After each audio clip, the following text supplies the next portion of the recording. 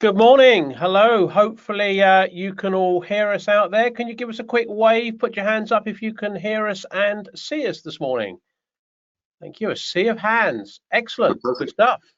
Well, welcome once again. Welcome to the Property CEO Support Sessions. My name is Ritchie and I'm here with the other half of Property CEO, Mr. Ian Child. It's great to have you here and, going through these sort of regular support sessions. So what exactly are support sessions when they're at home? Well, what we're trying to put together is regular 45-minute sessions where we can inject a little bit of positivity into what's happening right now. That's right, isn't it, Ian? Absolutely. Now, some of you may not be familiar with exactly who we are, so I figured I should briefly tell you a little bit about us. Basically, we train people how to become property developers. Now, we're not talking kind of shopping centres and housing estates here. The people we train, typically first-time developers looking to do smaller scale projects. Now, we decided to run these sessions for a number of reasons. First and foremost is because we may be able to give people some tips that could help them protect their livelihoods in these rather challenging times. But we also know that with a recession looming, it's kind of the perfect time for people to prepare for the opportunities that will inevitably come up as we go forward. So we're all working from home and we're all going into these kind of online meetings. It's very exciting. And of course, many people are trying to look quite a bit younger on camera than they actually are. In fact, it's fair to say only the other day we saw an email going around, didn't we, Rich, suggesting that in order to look 10 years younger when hosting a webinar, you should sit further back than your co-presenter, have a desk in front of you, and make sure you're in front of a black background. Now, I'm sure most sensible people would probably, ignore this, but I suspect it's still pretty obvious from the look of us that we've lived through a number of recessions. Although to be fair, this is our first coronavirus pandemic. And of course, what we've learned over those years is that the most successful people are taking action now at the start of a recession rather than waiting for events to unfold. That's right, Richie, isn't it?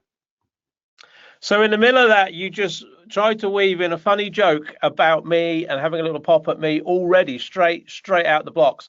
I don't think anyone found it funny. I mean, I don't see anyone agreeing with you. In fact, I'm getting a lot of comments coming in that was just a pathetic, lame attempt at some humour. Well, anyway, look, I've set the tone. You have.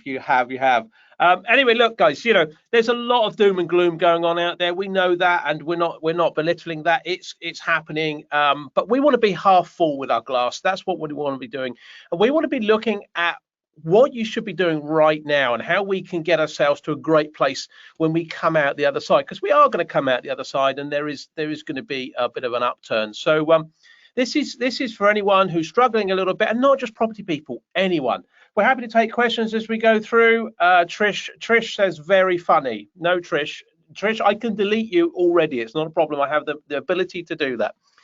Look, happy to take questions as we go through. If you want to come on a bit later, if you've got a question, have a think about that. If we get a chance, we'll try and bring you on. We're going to try and keep it to about 45 minutes just to make sure you can get away and have your Saturday.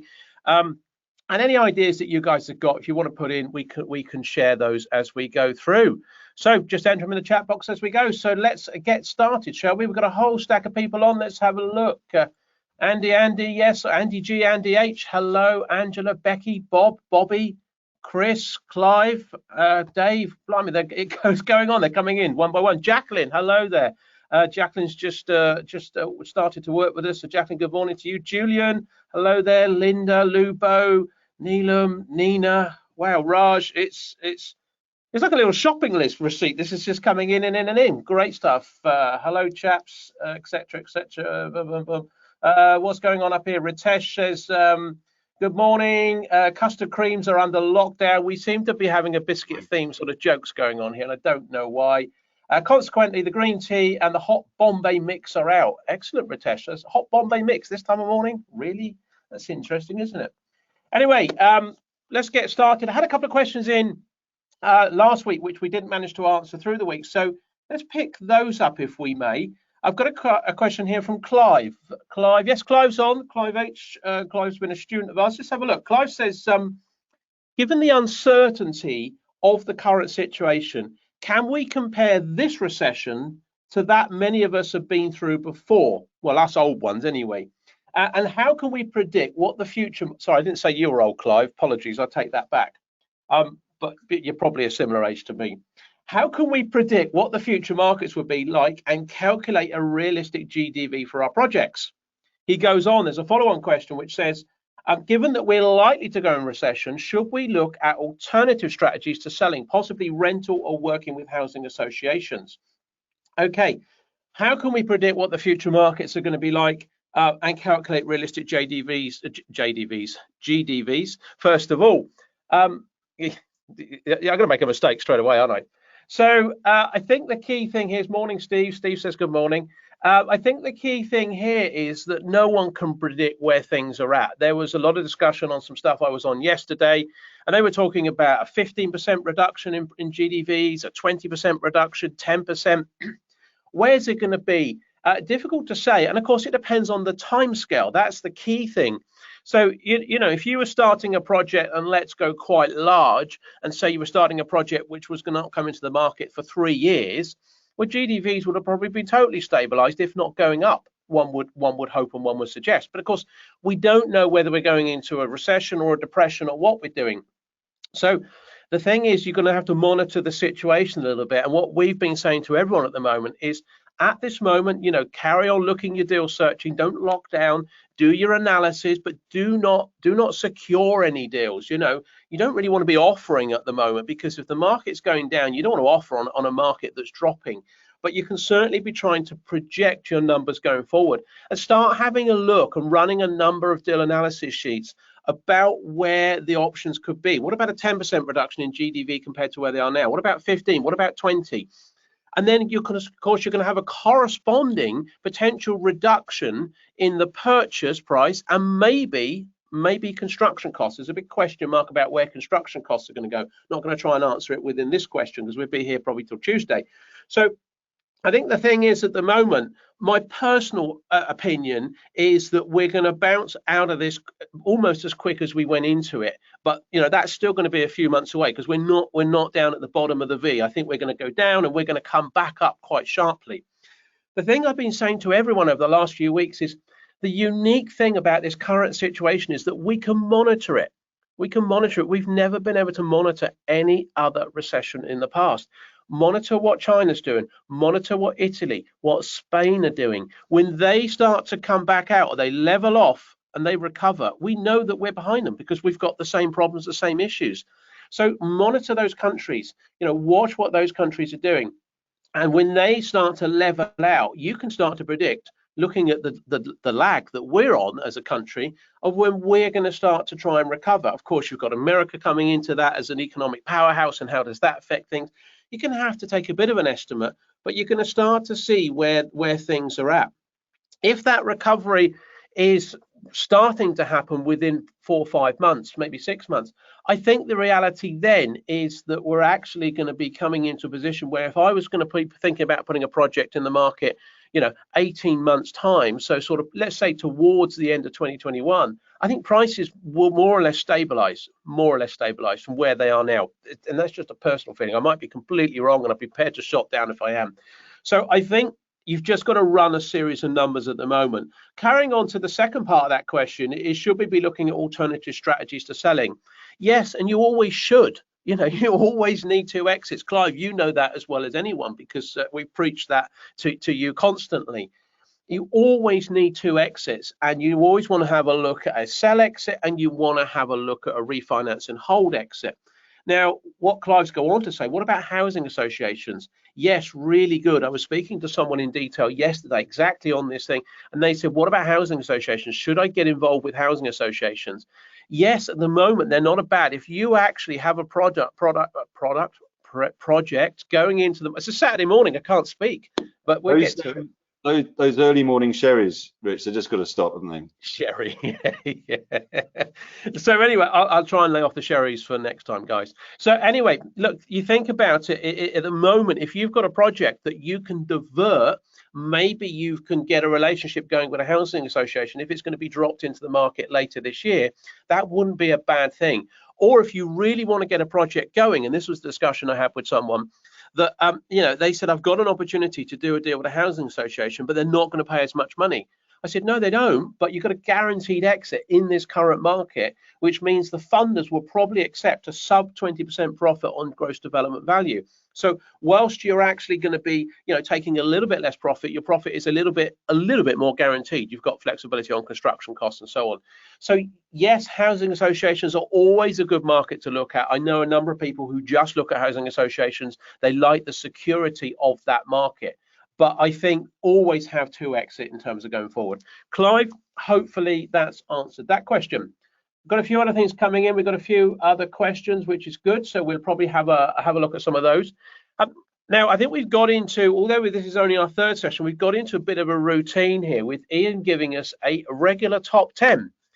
Shall we do your top 10 now, Ian? Because it's 10:15 and you normally bang on a bit. So do we give us a hands up if you want to hear Ian's top 10 for today? Wow, look at that sea of hands. Absolutely. No, there's no hands up on my screen. Okay, guys, we'll have to do it then. Ian, do you want to give us your top 10, whatever that might be for today? I can give you a very exciting top 10 today, in fact, because this is all about saving money. I'm going to be posing to you the 1K challenge.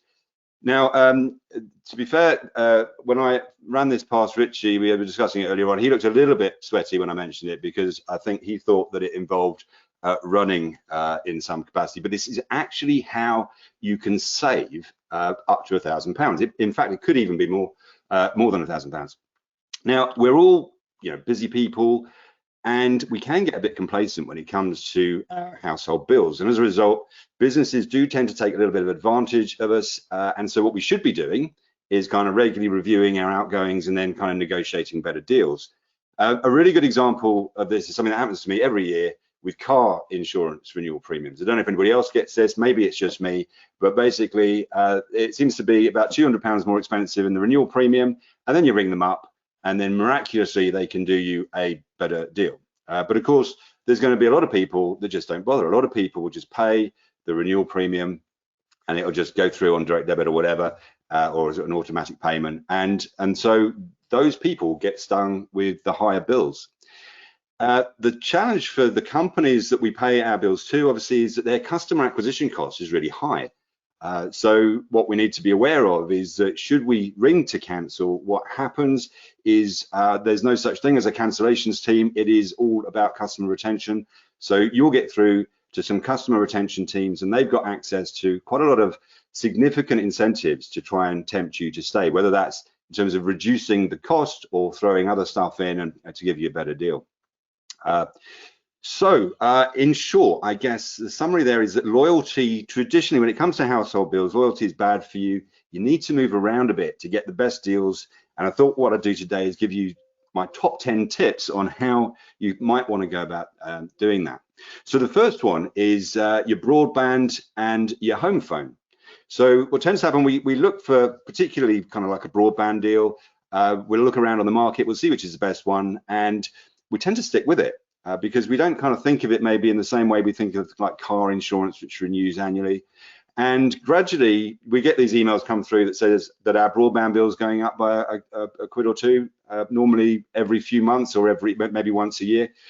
And over time, of course, what's happened is that you end up just moving up onto a higher tariff, and you're not getting the deal that the new customers are actually getting. The other thing I've found with those is that you actually end up on you might start off on the kind of gold package in terms of the download speeds and so on. But as they introduce, technology makes things quicker, you might find that the tariff you're on is now second or third down. It might be the bronze package. So well worth getting in touch with your broadband provider and seeing if you can get a better deal. If you simply type switch broadband into Google, you'll get a whole load of websites that you can have a look at, and they'll tell you exactly what you need to do. There is a cottage industry out there all involved about how to find the best broadband provider and get a better deal. Second on my list, it's kind of linked to that, I guess, is cable and satellite TV. Kind of works the same way, really. We get these little incremental costs over time. Do you really need all of those channels? And these guys have got a really high acquisition cost. So I've had experience where if you just kind of ring up and see if you can get a better deal, particularly if you happen to have sight of one of their competitors' products, and you mentioned that you're quite tempted by that because it looks like a better deal, you'll find that all of a sudden that you are a VIP customer. Have you had a special offer from us before? Oh, you haven't? Okay, well, here's a special offer. It could be reduced bill. It could be that they add in some of the extra packages for free. Got to bear in mind for these guys that it's a sunk cost. So putting the little switch on the system that gives you access to additional channels doesn't actually cost them anything. It's a sunk cost for them. So if you're thinking of leaving, then it's very inexpensive of them to actually give you a better deal. So well worth getting in touch with those guys and seeing what you can do. Mobile phone deals, number 3. This tends to work better, obviously, at the renewal time. So normally what we do if we're paying on a contract, then we normally on a fixed contract of maybe 12, 18 or 24 months. There's a couple of things to bear in mind here. Definitely have a good old haggle when you get to the end of that fixed term contract.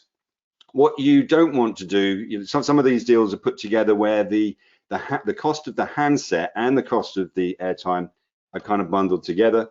And so what can happen there is that you end up, if you go beyond the length of the minimum contract, you end up paying the same amount, but you've actually paid back the cost of the handset. So there are some providers out there that split the two separately. So when you've paid back the cost of the handset, effectively you just move on to the airtime only agreement. So take a look, make sure you look out for that. The other thing I would say is that there are some providers out there that have a kind of a piggy bank thing with the data. But quite often for many of us, the texts are free, the airtime we're using less and less in terms of the call times for the minutes. But it's actually the data that can have a sting in the tail, particularly if you've got a family that's using a lot of data. And I know that Sky have this kind of piggy bank system where all of the data that you have on all the handsets you have with them on their mobile tariff, the data kind of rolls over, so you don't end up using it. That'd be quite good if you've got a lot of you using data, so you're not actually losing that time every month. Other mobile providers are obviously available. Number 4, car and home insurance. I mentioned the car insurance. As I said, these guys penalize lazy people with their kind of auto renew thing. So always, when you get to the renewal, they have to let you know what the renewal premium is. Always take that opportunity to search for the best deal and then haggle. Tell them that you'd love to stay. You really like them. They're lovely people, but don't think twice about loyalty. Use the aggregators to go on to, they're all over the internet and they're all over the TV to find out the best deal. And also check out the direct insurers too, because they sometimes do have better deals. Another good one is utility bills. Again, it's something that we take a bit for granted. It just happens, it goes out of the account every month or every quarter. But again, it works a bit like mobile phone insurance. When you start your contract, when you're out of contract, normally it's about 12 or 18 months typically. If you then go onto websites such as uswitch.com, and you can check really easily to see which is the best tariff. Really, you just put in your postcode, you put in your monthly bill or your usage, and they will come up with a whole list of options, and you can see whether you can save some extra money. Generally, you can. I'll be honest, it pays to move around, and the actual process of doing it is really simple. It's all kind of done for you. There's the new provider gets in touch with the old provider, etc., etc. So you don't actually have to do a great deal, just sign some paperwork, and then you'll go on to a new tariff. And again, every 12 or 18 months, you need to repeat the process. Only thing I would say is do check out the reviews of any of the providers that you're thinking about moving to, because some of them aren't always the best when it comes to customer service. And also make sure that when you're working out how much electricity you do use in a year, make sure that you're not just taking the last bill and multiplying it by 4 or whatever, because of course the last bill is likely to be winter and you might be over egging it a bit. So make sure that you've got a full 12 months usage. Interesting one, number 6, is about council tax. Are we on number 6 already? Yeah, I'm trying to whiz through them. I wasn't sure if it was time yet for you to make your sarcastic comment. I had you coming in at number 7 on that. I'll come in at 8. Okay, cool. Just make a note. Hold on, number 8.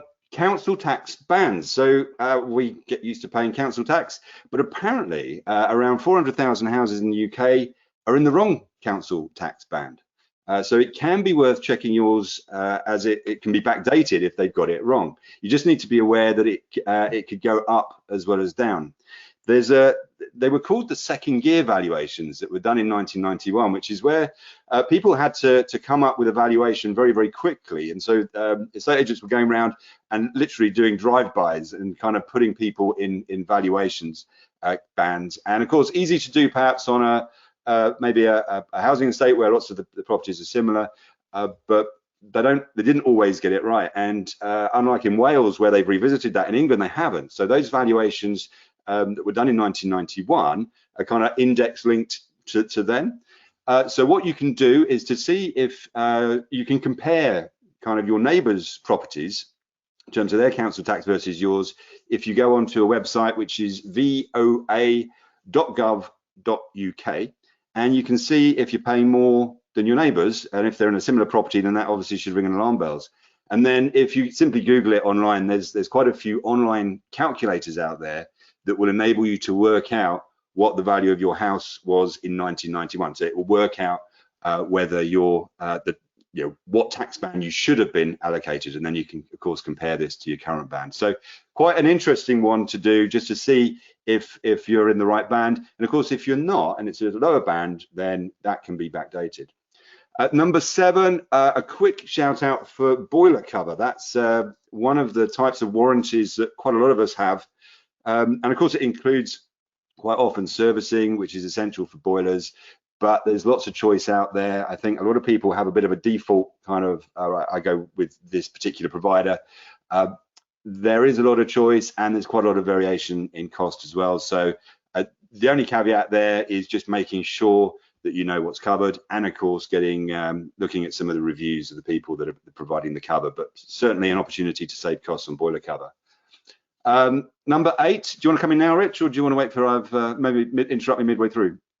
Okay, driving costs. So car breakdown, cheaper when you don't use the big brands. We all kind of feel a little bit safer if we're using big brands, but actually you can save quite a small fortune if you go away from those guys. And another one that's quite interesting, petrol prices. For those that are probably not doing too many miles at the moment, but when we're back in the saddle, so to speak, if you're doing a lot of miles, there's a website called petrolprices.com, which is a really good way of just finding out the best price locally. You'd be quite amazed actually at what the difference is. It can be just literally within a 15-minute drive of your house. Petrolprices.com is a good place to find that out.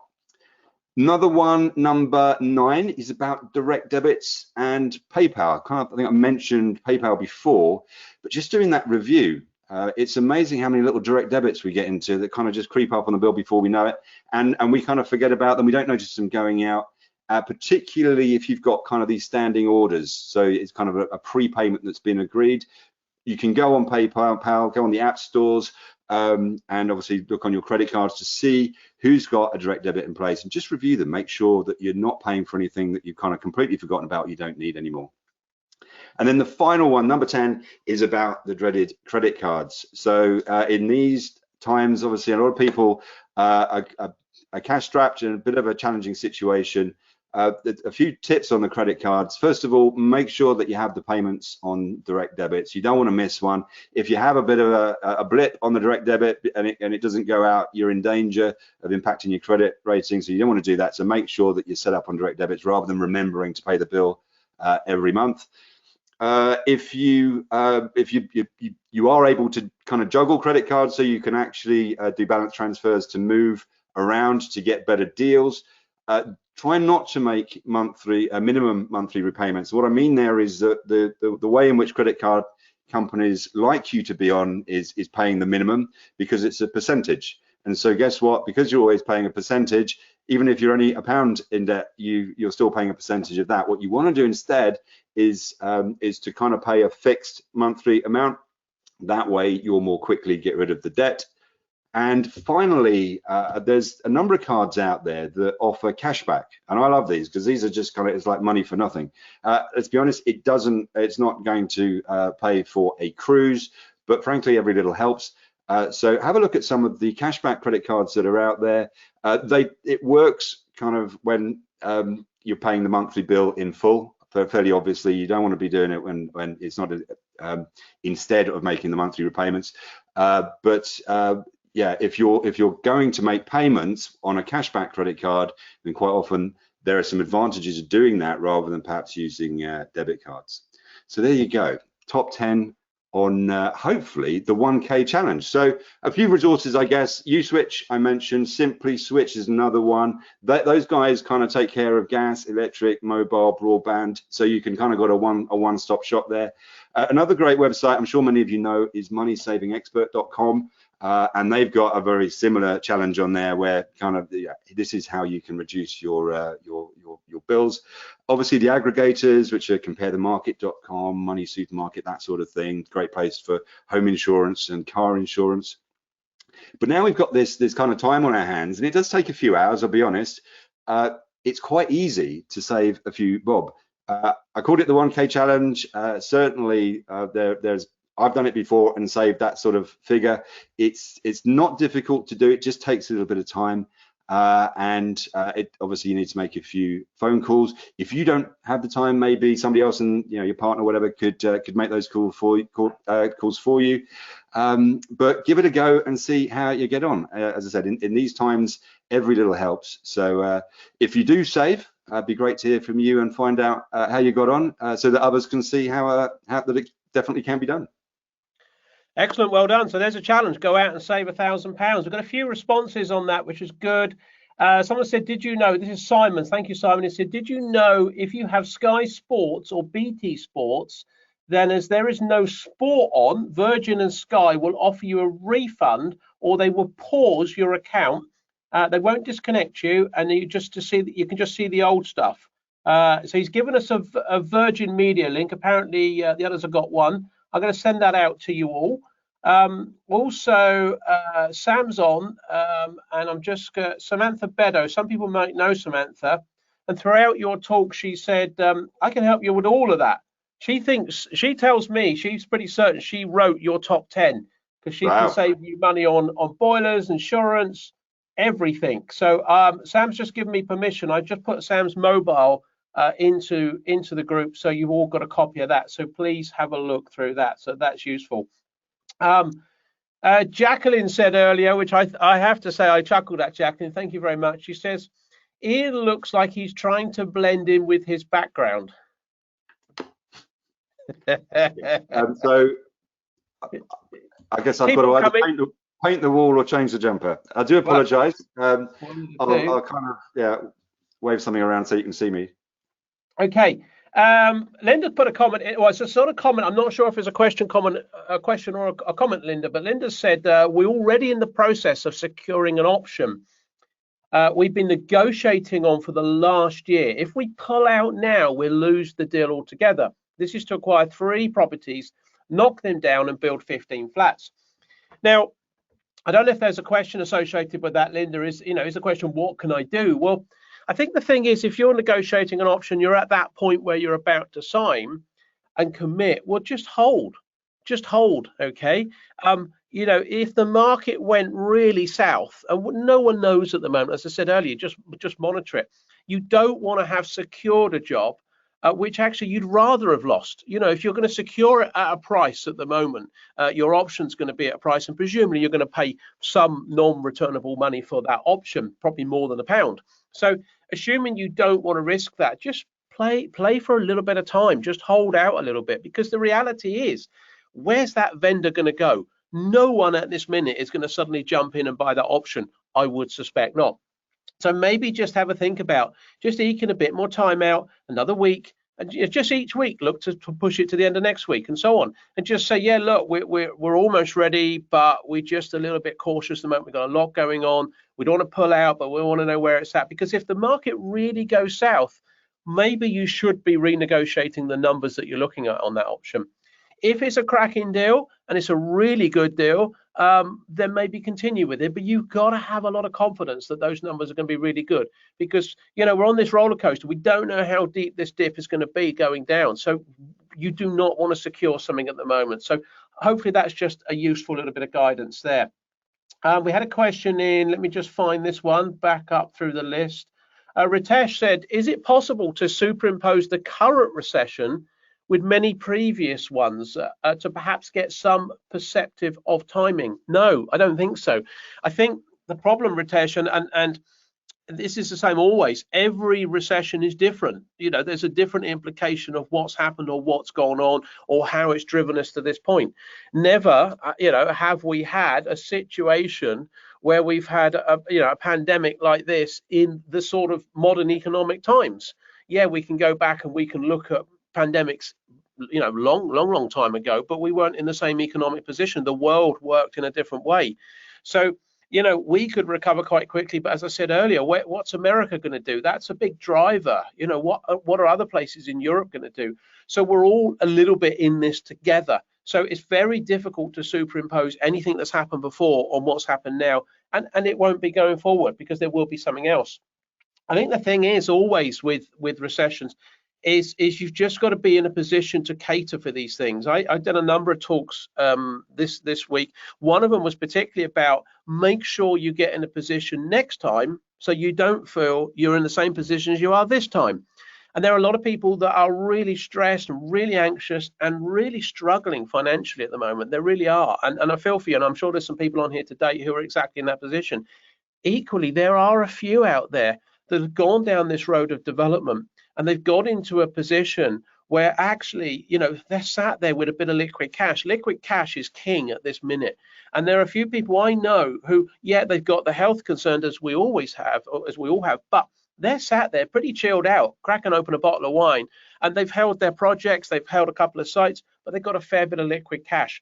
That's one of the key things, and this is one of the interesting things about development. I know a lot of people in the buy-to-let HMO arena which are looking at this passive income, which has really been impacted. A lot of people are saying, well, I've got my March money in, but what's going to happen at the end of April? I feel for you guys that's in those positions.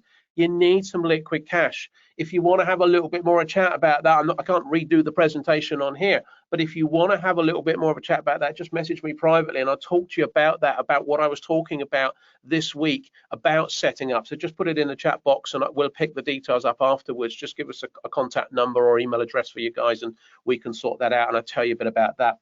So very difficult to superimpose it. Let's just look. I think I had a couple of other questions on here. That's the Dave. Dave's asked a question. Let me read this out. You mentioned building within a building principle in your book. Yes, by the way, actually, it's a good read. We've reduced. This is not a plug for the book, but seeing as Dave's mentioned it, well, we've got a book which is that book there. You should see that on camera. I just happen to have one to hand. It's on Amazon and it's all about converting industrial buildings, but you know, it's a bit of fun. It's a good read. Hopefully, if you've read it, just give me a quick comment in the chat box there that you've read it and it's a good read for others to say so. We've reduced it down on Amazon. I think it's about £6 something or other. But it talks about industrial building conversions and it talks about development overall. So Dave's talking about the building in the building principle, and he talks about keen to know if people are still converting these and how successful it was to sell once completed. The general feedback, I think, yeah, is yes, it is definitely a feasible conversion. There are few people converting them, not because I don't think they're feasible, it's because largely people don't know how to do them, Dave. That's one of the problems that are out there, and that's why we wrote that book. That's why we last year we did a lot of training on converting industrial buildings. People like Clive, I read his question out earlier, he came on some training we did last year for that. I think they're quite successful. I've done a few and they sell reasonably well because they tend to be at the lower end of the market and they're a little bit different. You know, they're sort of a bit more urban, chicy type places. That might be dressing some of the ones I've done a little bit too much because they're right at the bottom end of the market in terms of what they really are selling for. But they do sell reasonably well. So it's definitely a good area to get in. And again, just this week, I've been talking about whether the PD rights for industrial conversions will be released. I've been talking about that a number of times. So I think that's definitely a good market to be in. Let's see what else we've got here. Make sure I pick these up. I think it's also worth saying, Rich, that one of the big advantages of going down that route is avoiding stuff with planning that requires planning permission if you've got the PD rights, and particularly if you've got a building that you're simply, to Dave's point, having that building within a building, you're making use of what's already there. Most developers will tell you that some of the horror stories that they encounter are generally in the ground where you can't see. If you're actually converting a building that's already in place, you've got a nice firm base on which to build. You're not doing much in the way of groundwork, and you've also got an infrastructure there to build around. So it makes the projects much more straightforward and less risky in general. Dave says, Dave, you asked the question. Dave says, what a blatant plug for your book. You can pay me later. Dave, no problem at all. We will pay you. Any profit that we make out of that book, I guarantee you, we'll give you 100% off. Yeah, it's what you're going to get, Dave. Stephen says, morning, Stephen. Stephen's one of our students. Stephen says, when are you going to put your book on Audible?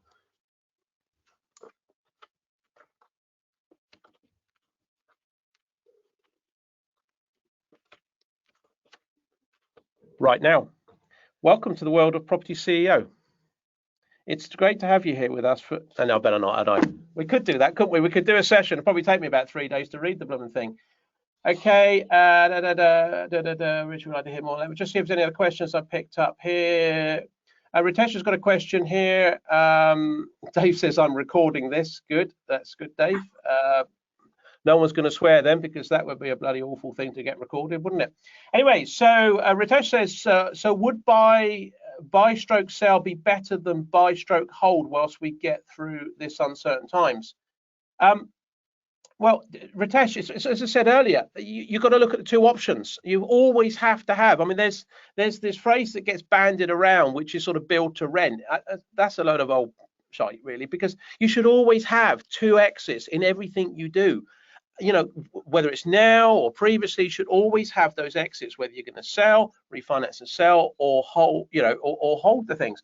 Sure, or part. I'm going to keep a couple, I'm going to sell some. Maybe the things you're developing are not in the areas that you want to keep, or not the sort of products. Maybe you want to invest in commercial space rather than residential space. So definitely you should always have those constant exits, not just focus on, there's not a time just to focus on, right, I'm going to buy and hold. No, have those exits, have those multiple exits. Okay, I've got another question which we had in the week from Tim. Tim, hopefully you're on board. Yeah, Tim's on board. Actually, we've got a few other people joining us since as well. Vaz, Yoko, Yvonne, hello Yvonne, Trish is on, Steve's on from Wales again, Shola, hopefully I pronounced that right, Roma, Robert, Rebecca, Raj, Pardeep, I don't think I can pronounce this one. If I have pronounced this correctly, give me a quick wave. Opiemi?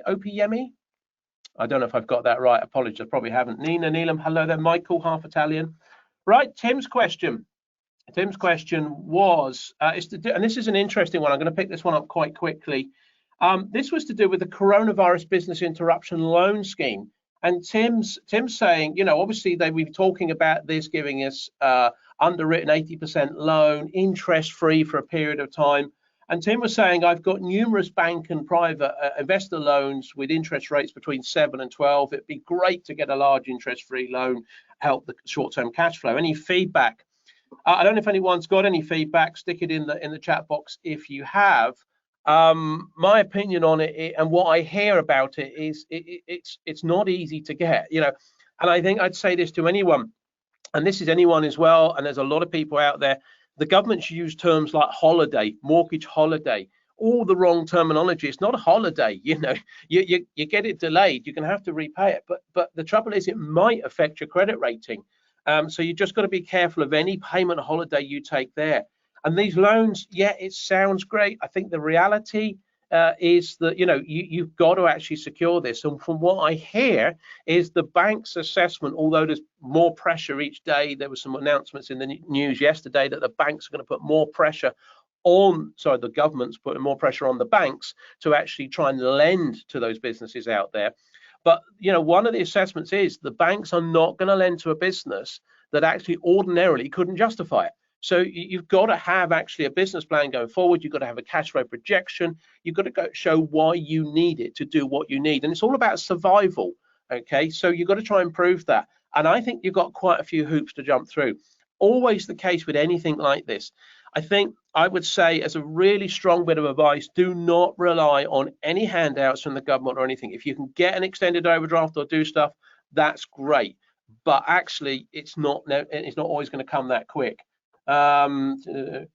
Okay, well, here's a little comment from Ritesh. Thank you, Ritesh. He says, after 150k applications of loans, only 1k has been processed. Not quite sure what that means, but it sounds like it's not been too good. Oh, Nina's just saying finding them especially helpful, etc. So a question, I might come back to that. So that's Tim's question. So Tim, I think just be very, very, very careful. Just a quick check, because I wanted to pick up something on construction and construction contracts.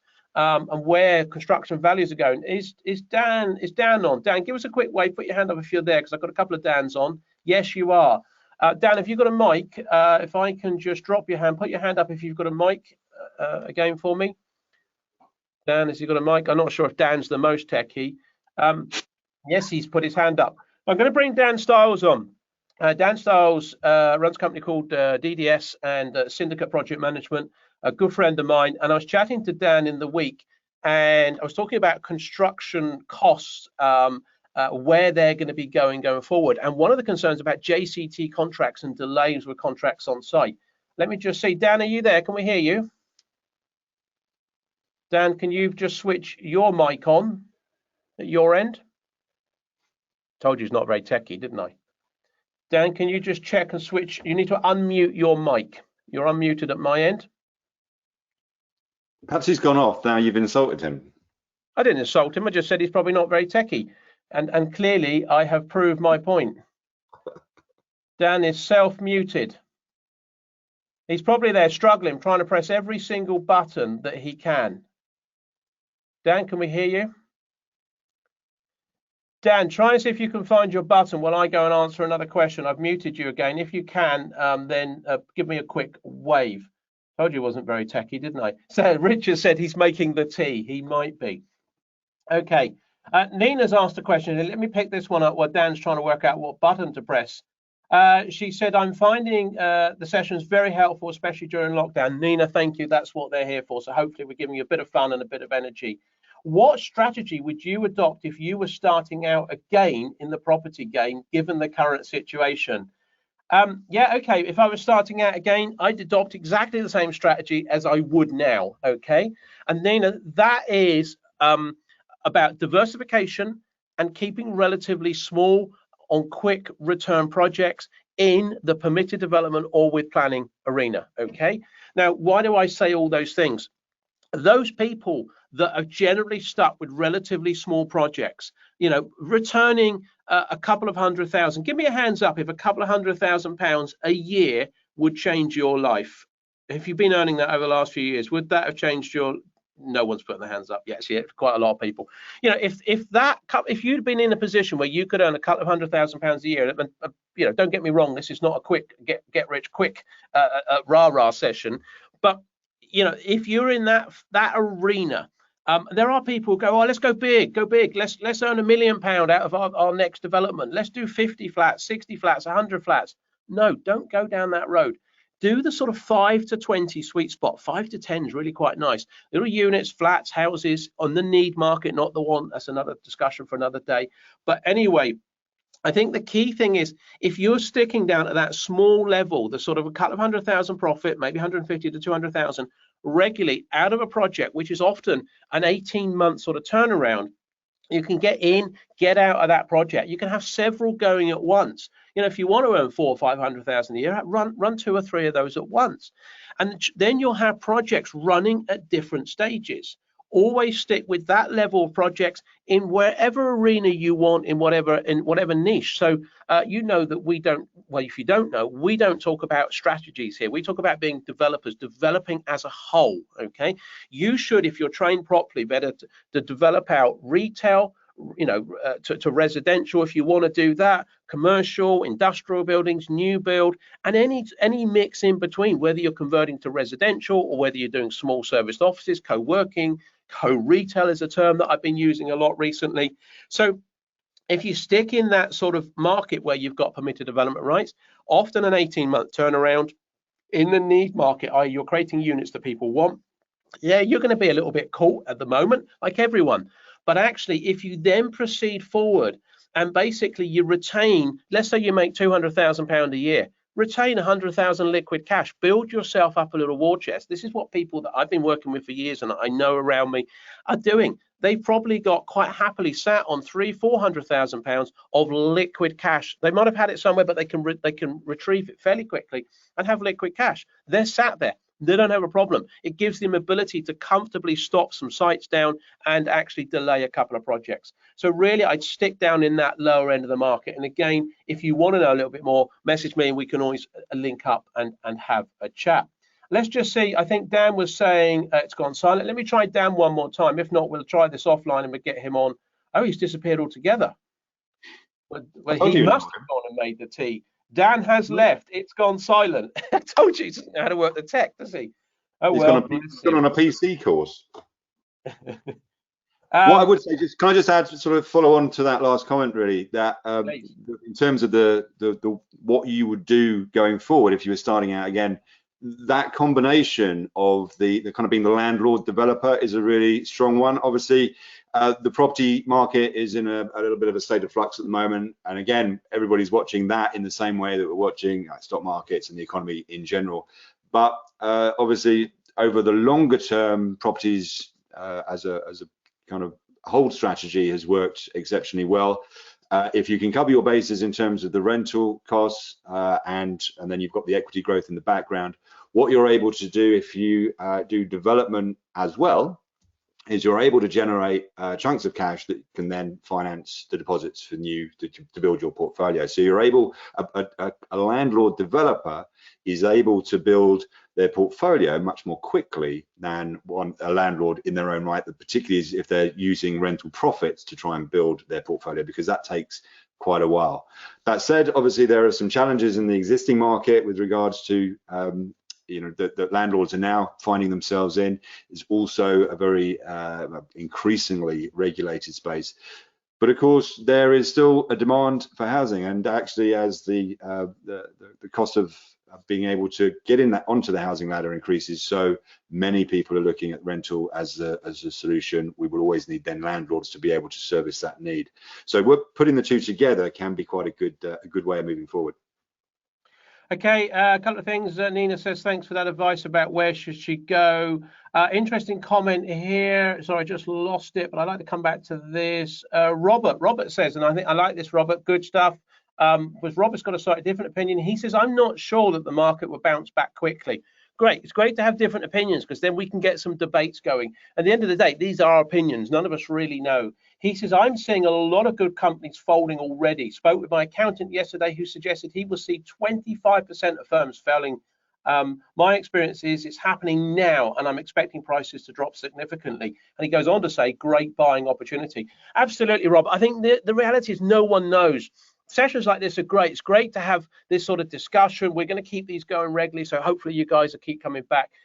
None of us know, but if we keep in communication, we keep chatting, at some point we will see things happen. You're right, Robert, a lot of great companies are going to go, and that's a real shame. But in a way, this is what the economy does. I mean, it's almost a cleansing process, and it happens. It happens before those companies that, and you say they're great companies. Well, if they're great companies, how come they've completely disappeared? Now, you might say, well, how can you cater if you run a hotel for the world shutting down? Very, very difficult, but that's actually diversification. If you only own a hotel and that's all you own, you're not diversified. If you actually own a hotel and you actually own other passive investments, or you've got other things going on, you could be a developer with some liquid cash and own a hotel. Your hotel might go bust, but your portfolio, your overall businesses might not. So really, that's about, this is an exercise to learn as much as anything for any of us. Those that survive are those people that are diversified, have liquid cash around them, and do different things. We primarily talk about development here, but really that's where it's at. Good stuff. Okay. Dan says he's back. I know we're running over time. Let's just see if we can get Dan very quickly. If not, we'll. Dan, are you there? I bet he's not. Oh. Dan, hello, Dan. You can hear me now, can you? Yeah, can you give us a wave if you can hear Dan? Dan, can you just say something? Good morning. It's Excellent. nice to be invited on. Good Good stuff. morning, So we've Dan. got Dan Stiles on. Dan's company is DDS and Syndicate Project Management. Dan, my question, and I'd really just like to hear it from you, so this would be useful for other people, is firstly, where do you think construction tender costs are going? Well, it's an interesting one. This week we've been actively looking in the market for contractors, and we've found a real mixed bag, to be honest. We've spoken to guys that are flat out and fully booked for 18 months, and other guys that have got nothing, and mix in the middle where people are uneasy, where they've got appointments, but they're not sure whether they're going to go forward because of the owners of the homes or the businesses are unsure whether they're going to proceed because they're in a state of unknown as well. So there's a real mix in the market of where contracting is going. The difficulty is the government's decision to make the construction industry function. Yeah. And the pressures that that's bringing upon the individuals, which upline is affecting the companies. So I think the big guys, they're starting to feel it. The smaller guys in the everyday builder, they are more affected. Their supply chain, they're struggling with getting materials. So where's that all going? It looks like it will drive the cost down. To what effect, we don't know. It'll come down to what you were saying about earlier about the cost of the end product. It's a real difficult one, and we've spent a fair bit of time this week testing that market. So it's an interesting one. But from a developer, I think there's going to be opportunity to drive those costs down. Okay, Dan, the second question, which I know we briefly touched on the other day, and I think this is a really interesting one for anyone out there listening today who perhaps has got a project on site. I've been talking about this ability for maybe contractors under JC to claim delay off of us developers. Have you got an opinion on that? Yes. This is this force majeure around COVID-19. It's not clear cut. It is because of the government intervention into the effects of it. It is now more leading down the force majeure route, where the contractor potentially can put an application in for an extension of time without cost. That clause comes without cost. The difficulty is that the cost is being incurred by the contractor, and how they can recover that or potential route into that. So I think it will take a strong lawyer to push this to set a precedent. At the moment, the JCT is clear. If you can demonstrate you are being delayed, then you have an ability to apply for it. Doesn't mean you're going to get it. You've got to substantiate it and prove it. But similarly, the employer has an ability within the contract to postpone work, and that's something to think about. That if there's work that is set to happen, they can press pause on that for the time being. Similarly, the contractor can't just walk away because he can't do it. He'll be in breach. So it's a tricky world. It comes down to ethics, a lot of this, who's going to do what. But ultimately, it's a case of speaking to each other and working out, a sensible approach. But okay, Dan, that's where it sits. Appreciate that. That's great. Dan, are you okay if I just pop your 2 website details in? And if anyone's got a particular problem, would you be okay if they contact you? Yeah, no problem at all. That's fine. So it's Dan Stiles. I've just put his details, his 2 website details. He's got 2 companies, Syndicate Property Development and DDS Consulting, and his name. I'm just going to send that out to you all. So just pick that up, screenshot that if you've got that, if you want to contact Dan. Dan, thank you for that. We'll speak to you soon. Right. Lovely. Thank you. Cheers. There we are. Look, he can work the tech. Unbelievable. Even a man of his age. Guys, I think we've run over. I do apologize. This is obviously we're trying to keep this to 45 minutes, but hopefully that's useful. I see a few other questions have come in. People saying they're not seeing Dan's contact details. Let me just check again. Can anyone see him? Give me a wave. No one can see them. Hang on a minute. Let's just see if I can rework the tech here. So not exclusively Dan having tech issues then, Rich. Oh, no, people are waving. You can see them. Hang on. Yeah, this is for you. Just give me a hand. Wave if you can see Dan's details in the chat box. Yes, they can. So before you start having a go, Ian, I think they can. Wasn't saying anything. No, I just called in the kettle black. Good stuff. The only person that can't see him is Sam. Richard can't see him. Jess says she can't see him. Other people can see them. So you have to open your chat box. So they're there. If you can't, just put, come on, they're in there. They're in there. I'll send it to you again, I'll send it to all. I can't see it. I do already have them though. So someone's saying I can't see them, but I already have them. Yeah. So for the fourth session, we'll get somebody in who knows what they're doing with the IT.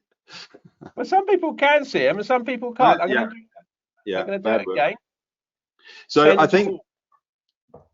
So just wrapping up then, I think one of the overarching things I just wanted to say before we finish is about that kind of positivity, that positive message. We're still in the throes of lots of stuff going on at the moment. I think there is a sort of a leveling off. We're not getting quite the sort of wholesale changes in our lives going forward. We kind of settled down a bit, but we're still in this massive state of flux, and there's still a lot of worry out there, not only from a health perspective, but obviously from a financial one as well. But try and keep positive. That's the kind of overarching thing really, because you can't do a great deal about what's happening outside. So we just need to make the best of what we've got. And of course it is, whenever there's changes like this, it is a great time to be focused on opportunity. Let's make the most of it rather than kind of just watch the storm pass. We take advantage of it, and then we can get ourselves into a better place both now and going forward at the other end. So definitely keep positive would be the overarching message. Just if you haven't got it, just grab a pen and paper and I'll just shout it out to you in just 2 seconds. The website is ddsconsulting.co.uk. If you just go to that one, you'll pick up Dan's details, ddsconsulting.co.uk. So a few comments in. This is really good, Property CEO. Thanks for putting these sessions together. Great sessions, guys. Thanks, Martin. Thank you for that. Hopefully you've all enjoyed them. I hope a bit of positivity for your Saturday morning. Trish says thank you, Ritchie and Ian, even if Ian is wearing a cardigan that matches his background. Trish didn't say that, I added that in. But hopefully a bit of positivity for your Saturday morning. We're going to be running another session next week, so look out for that and we'll have another bit of fun. Thank you. Great to see you. Great and much smarted Ian today, someone says. Okay. Thank you so much for you both. Yoko, thank you. Yvonne says, see you later virtually. Yes, you will. Great, guys. Keep the comments coming in. Keep any questions you've got coming in. Look out for the email, and we'll see you on the next session. Enjoy your Saturday. Goodbye. Bye.